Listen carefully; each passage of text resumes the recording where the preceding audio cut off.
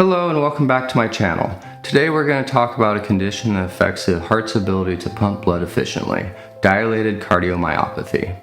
If you or a loved one has recently been diagnosed, or if you're just looking to understand this condition better, you're in the right place.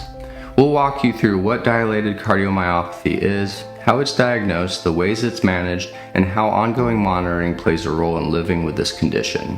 Dilated cardiomyopathy, often abbreviated as DCM, is a condition where the heart muscle, particularly the left ventricle, becomes enlarged and weakened. As the ventricle stretches and thins, it loses its ability to pump blood effectively throughout the body. Over time, this can lead to heart failure and other complications.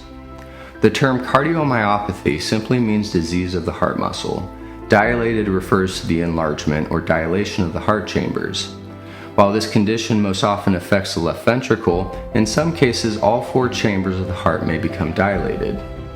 There are many potential causes of dilated cardiomyopathy. Sometimes it runs in families, meaning it can be inherited genetically. Other times it results from infections, particularly viral infections, that damage the heart muscle. Long-term, uncontrolled high blood pressure or coronary artery disease can also contribute to the development of this condition. In some people, excessive alcohol use, certain chemotherapy drugs, or exposure to toxins can damage the heart and lead to DCM. And in many cases, the exact cause is never identified. This is called idiopathic dilated cardiomyopathy. The symptoms of dilated cardiomyopathy can be subtle at first and may be mistaken for signs of aging or poor fitness. Common symptoms include shortness of breath, especially during physical activity or when lying flat, fatigue, swelling in the legs or ankles, and a sensation of rapid or irregular heartbeat, known as palpitations. Some people may notice weight gain from fluid retention or feel dizzy or lightheaded. In more severe cases, people may even faint. Because these symptoms overlap with many other conditions, diagnosis requires a combination of history, physical examination, and specialized tests. One of the most important diagnostic tools is the echocardiogram. This ultrasound test allows doctors to see the structure and motion of the heart in real time. In dilated cardiomyopathy, the echo usually shows an enlarged left ventricle with weakened contraction. The ejection fraction, a measure of how much blood the left ventricle pumps out with each beat, is often reduced. In a healthy heart, the ejection fraction is typically 50 to 70%. In dilated cardiomyopathy, it can drop well below that. Other tests often include an electrocardiogram or EKG, which can reveal abnormal heart rhythms or electrical patterns that suggest damage or strain. A chest X-ray may show an enlarged heart or fluid in the lungs. Blood tests can help identify underlying causes such as thyroid dysfunction, iron overload, or infection. Sometimes doctors recommend more advanced imaging like cardiac MRI to get a better look at the heart structure. And in certain cases, a heart biopsy, where a small sample of heart tissue is taken, may be needed. Genetic testing might also be suggested, especially if there's a family history of cardiomyopathy or sudden cardiac death. Identifying a genetic mutation can help guide treatment and screening for family members. Managing dilated cardiomyopathy focuses on improving heart function, relieving symptoms, preventing complications, and treating the underlying cause whenever possible. Medications are a cornerstone of therapy. Most patients are prescribed drugs that reduce the strain on the heart and help it pump more efficiently. One of the most common classes of medications are ACE inhibitors or ACE receptor blockers. These help relax blood vessels, lower blood pressure, and decrease the heart's workload. Another key group is beta blockers, which slow the heart rate and can improve long-term survival in heart failure patients. People with fluid buildup are often given diuretics, also known as water pills, to help relieve swelling and breathlessness. In many cases, a medication such as spironolactone or plyrinone is added. These drugs help block a hormone called aldosterone, which contributes to fluid retention and worsening heart function. For some people, especially those who remain symptomatic despite optimal medical therapy, a newer medication called sacubitril/valsartan may be recommended. It's been shown to further improve outcomes in heart failure patients.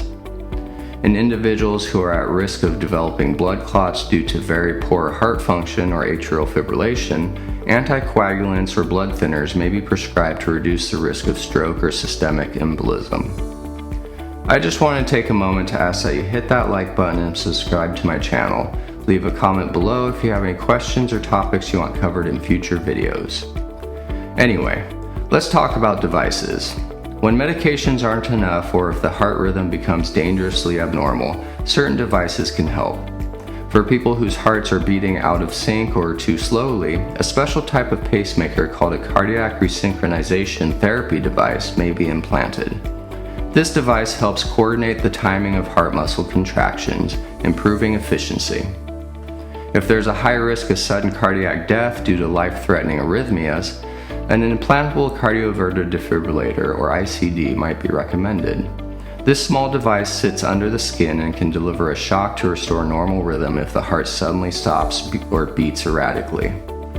In severe cases where medications and devices fail to control symptoms, advanced treatments may be considered. These include left ventricular assist devices or LVADs, which are mechanical pumps that help the heart circulate blood. For some, a heart transplant may become the best or only option. While medications and devices are essential, lifestyle changes play a huge role in managing dilated cardiomyopathy. Reducing salt intake can help minimize fluid retention.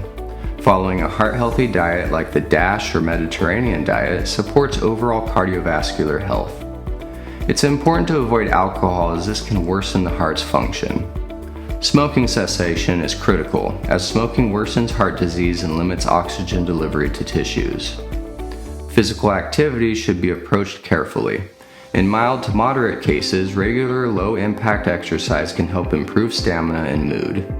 However, patients should follow their doctor's guidance to avoid overexertion. Cardiac rehabilitation programs can provide a structured and supervised way to safely improve fitness. For people with a known genetic form of dilated cardiomyopathy, family members may benefit from screening. Even if they feel fine, early detection can lead to earlier intervention and better outcomes. Now let's discuss monitoring. Dilated cardiomyopathy is a chronic condition and ongoing monitoring is essential. Regular follow-up visits with your doctor are essential to track your symptoms, blood pressure, heart rate, and weight. Echocardiograms are repeated periodically to monitor changes in heart size and function. Blood tests may be used to monitor kidney function and levels of certain markers such as BNP or NT-proBNP, which reflect the degree of heart strain. If you have a pacemaker or defibrillator, your doctor will also check device function regularly. Some devices allow remote monitoring, so your care team can review your heart rhythm and intervene early if needed. Self-monitoring is also important. Tracking your weight daily can alert you to early fluid retention. A sudden gain of 2 or more pounds in a day or 5 pounds in a week may signal worsening heart function. It's also crucial to pay attention to worsening shortness of breath, swelling, or fatigue, and report any new or concerning symptoms promptly. Support from loved ones can make a big difference. Living with dilated cardiomyopathy may feel overwhelming, but it's not something you have to face alone. Support groups, counseling, and education can help reduce anxiety and depression, which are common among people living with chronic heart conditions. Support can also facilitate lifestyle changes that have shown to improve outcomes such as diet and exercise. While dilated cardiomyopathy can't always be cured, many people live full and active lives with the right treatment and follow-up. Advances in medications, devices, and personalized care have significantly improved outcomes in recent years. Thank you for watching. As always, take care of yourself and make the most of your day.